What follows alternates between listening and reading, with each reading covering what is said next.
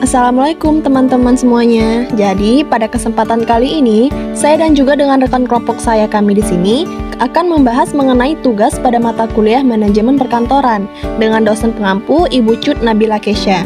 Adapun di sini kami beranggotakan 5 orang dengan saya sendiri Riani, rekan kelompok saya Afdi Ilahi, Ayu Fitria, Yanti, dan juga Kelvin.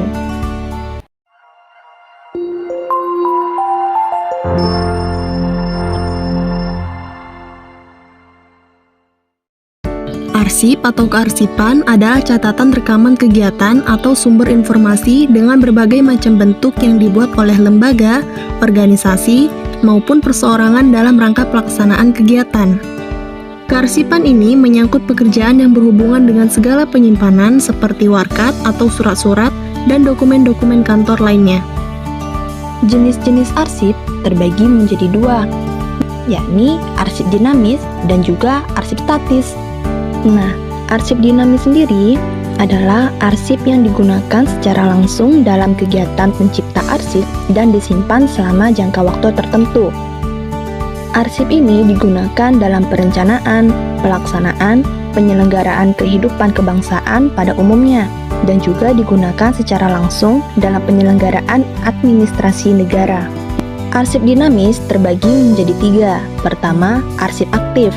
Ialah arsip yang frekuensi penggunaannya tinggi dan masih terus-menerus digunakan oleh unit pengolahan suatu organisasi atau instansi, seperti daftar hadir atau absensi karyawan.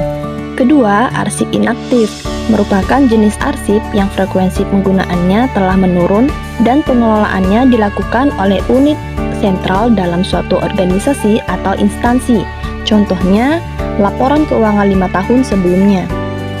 Ketiga, arsip virtual adalah arsip yang keberadaannya merupakan persyaratan dasar bagi kelangsungan operasional arsiparis, tidak dapat diperbarui dan tidak tergantikan apabila rusak atau hilang.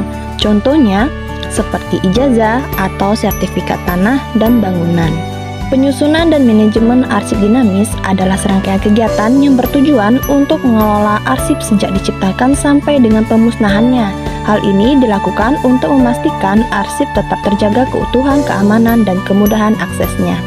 Adapun tahapannya melalui penciptaan arsip, penggunaan arsip, pemeliharaan arsip, dan penyusutan arsip. Sedangkan arsip statis sendiri adalah arsip yang dihasilkan oleh pencipta arsip karena memiliki nilai guna kesejarahan, telah habis masa retensinya, serta dipermanenkan dan telah diverifikasi baik secara langsung maupun tidak langsung oleh Arsip Nasional Republik Indonesia dan atau lembaga kearsipan. Penyusunan dan manajemen arsip statis terbagi menjadi beberapa tahapan. Pertama, akuisisi arsip, kedua, pengolahan arsip, ketiga, preservasi arsip, dan keempat, layanan akses pemanfaatan arsip. Definisi laporan. Laporan adalah segala sesuatu, baik itu peristiwa ataupun kegiatan yang dilaporkan dan dapat berbentuk lisan ataupun tertulis berdasarkan fakta atau peristiwa yang terjadi. Laporan ini memiliki berbagai fungsi, seperti sebagai bahan pengambilan keputusan, sebagai bahan analisis, evaluasi, dan sebagainya. Kemudian jenis-jenis laporan.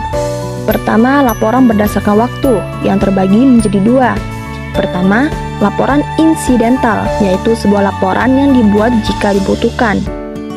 Kedua, laporan berkala adalah sebuah laporan yang disusun secara rutin atau periodik dalam jangka waktu tertentu. Kedua, laporan berdasarkan sifat yang terbagi menjadi 2. Pertama, laporan biasa, yakni yang apabila laporan tersebut terbaca oleh orang lain tidak akan menimbulkan dampak negatif karena tidak bersifat rahasia.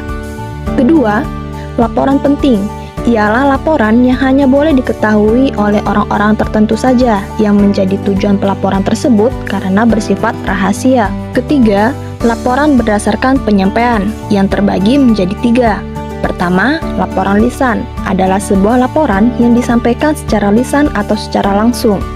Kedua, laporan tertulis adalah sebuah laporan yang disampaikan secara tertulis. Dan ketiga, Laporan visual adalah sebuah laporan yang disampaikan melalui penglihatan. Penyusunan dan manajemen laporan terbagi menjadi beberapa tahapan. Pertama, menentukan tujuan dan sasaran laporan. Kedua, mengumpulkan dan menganalisis data. Ketiga, menyusun struktur dan format laporan. Keempat, menulis laporan. Kelima, menyunting dan merevisi laporan. Baik, cukup sekian materi pembahasan dari manajemen kearsipan dan laporan. Untuk teman-teman semua, jangan lupa di like, comment, and subscribe ya.